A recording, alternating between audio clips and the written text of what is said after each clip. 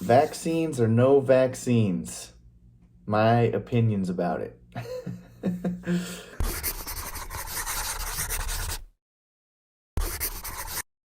I just want to preface this video by telling you guys these are my logical opinions. I wrote them all down so that I could try to stay on track and do my best to kind of stay within the realm of what I'm trying to talk about. Before you guys go into the comments and wonder what my sources are, everything I've heard on mainstream media, everything I've read in the articles that I Google, and the CDC mandates and websites and the things that they've put up.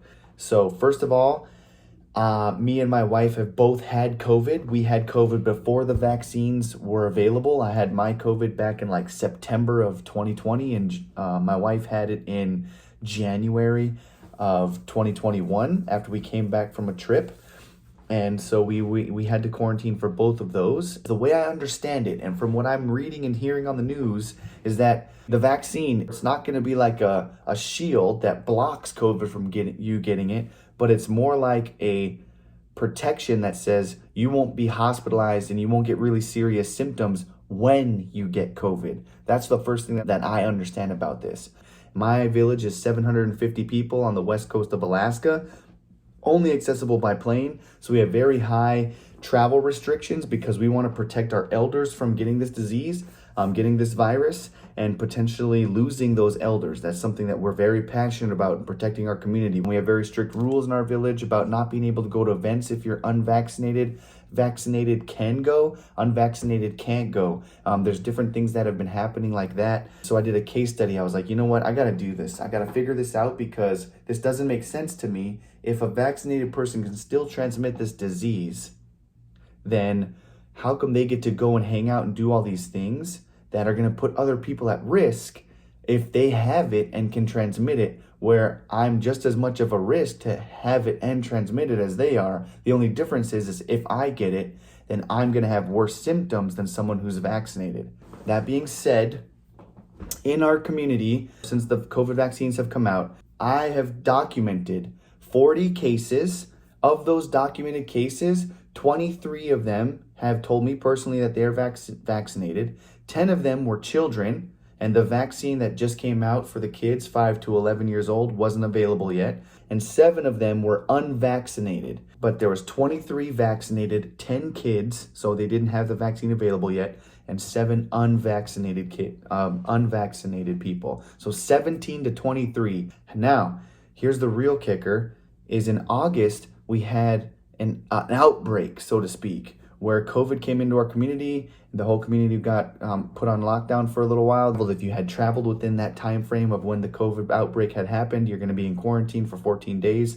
The source, because they take such strict notes on who's traveling in and out of our community, were 2 vaccinated locals, and they brought COVID into our community, and then it spread from there. So this is a personal local study in our community that has proven that if you're vaccinated, you can still transmit this disease. And this is also something that CDC has admitted is possible. And I've also heard that on the news, and other friends I've also talked about it with other friends that have read this and discussed this as well. Now, I'm not against people getting vaccinated. I'm not anti-vax or anything like that. I am for you making the choice on your own. I'm for you making the choice on your own. However, to me, what that means is that a vaccinated person is just as, if not more dangerous than an unvaccinated person, because the mandates have been, for instance, in this hotel that I'm staying in right now, literally a plaque, not a piece of paper that's typed up and laminated, a plaque that says, if you are fully vaccinated, you do not have to wear a mask in this hotel. If you are unvaccinated, you are required to wear a mask in this hotel. And I was just like, why? How does that even work when vaccinated people still transmit this disease and it's still dangerous? So those are the kinds of things that make me go and wonder, like, what's really going on? And the whole point of all of this is because we want to protect our communities. It just doesn't. The logic to me just doesn't compute. It's hypocritical almost. You can't have this gray area where all of a sudden the rules are very loose for people that are vaccinated and not vaccinated, when the real danger is the spread of it. let's break it down real quick to its simplest form. If you had the flu, if you have a cold, if you had strep throat, if you had bronchitis, or some sort of other contagious disease, and you want to protect your friends and family, then stay home if you don't want the flu to spread, right? You're not going to go and have coffee with an elder because you don't want that elder to get sick and potentially die, because that's what happens with people with underlying health conditions and that are elderly, is they die from viruses that affect them, whether it's the flu or COVID. Any virus is a potential danger and a potential threat. I mean, that's the simplest way that I see it. So, but the guidance contradicts this, right? Like the mainstream media and all the articles that I'm reading, it contradicts that. And they say, get vaccinated to protect our communities, get vaccinated to go back to normal, and all of these things, where we're not going to stop COVID from happening. It's there forever now. COVID is a thing. It's flu season, we're going to have it's COVID season. And get your flu shot, we're going to get your COVID shot, just the same way. And I'm not against the flu shot or the COVID shot.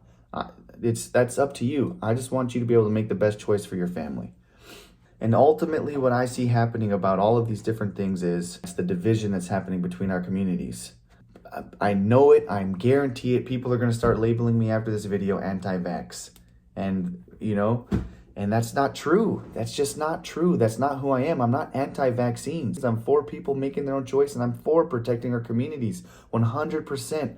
My mom and dad are vaccinated, and I want them to be protected because my dad has had skin cancer, and he's had to have little skin cancer tumors removed from his body. He has underlying health conditions. I do not want to put him at risk. I do not want him to be at risk. When I'm traveling and I come back, I know he's more protected by being vaccinated. And that's what the vaccines are for, is to protect those that need it and protect those immune systems that need that extra support. But if you're young and healthy, like I am, an athlete that is healthy and has had COVID and has been able to fight through it, I don't feel like that's something that I need to do. And I feel like that I should still have that choice. But the mandates and the masks and things like that is a topic for an entire another video. This is just about the vaccines versus not getting the vaccines and making that choice. And doing the research in order to make that choice. And that is what I encourage the most. We talk about division on this channel. We've talked about it in my first video. We're talking about it now. We're going to be talking about it in the next video, and the next video, and the next video, about all these different things that are happening. The main thing about it is actively listen to your peers.